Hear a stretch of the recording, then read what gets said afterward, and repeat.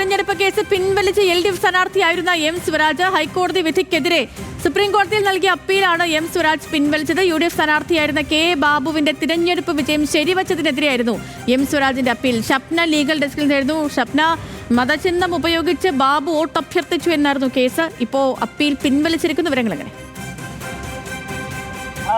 തൃപ്പൂണിത്തുറ നിയമസഭാ സ്ഥാനാർത്ഥി K ബാബു തെരഞ്ഞെടുപ്പ് പ്രചരണത്തിന് മതചിഹ്നം ഉപയോഗിച്ചു എന്ന് ആരോപിച്ചായിരുന്നു M സ്വരാജ് ഹൈക്കോടതിയെ സമീപിച്ചത്. പക്ഷേ ഹൈക്കോടതി ഈ തെരഞ്ഞെടുപ്പ് വിജയം ശരിവെക്കുകയായിരുന്നു. ഇതിനെതിരെയാണ് സുപ്രീം കോടതിയിൽ ഹർജി നൽകിയിരുന്നത്. അപ്പീലായിരുന്നു. ഈ അപ്പീൽ അപ്രസക്തമായി എന്ന് M സ്വരാജ് കോടതിയെ അറിയിച്ചു. സ്വരാജിന്റെ ആവശ്യം അംഗീകരിച്ച ജസ്റ്റിസ് മൻമോഹൻ ഈ അംഗീകരിക്കുകയും ഹർജി പിൻവലിക്കാൻ അനുമതി നൽകുകയുമായിരുന്നു. അങ്ങനെയാണ് ഇപ്പോൾ ഈ ഹർജി പിൻവലിച്ചിട്ടുള്ളത്. ശരി, ഓക്കെ.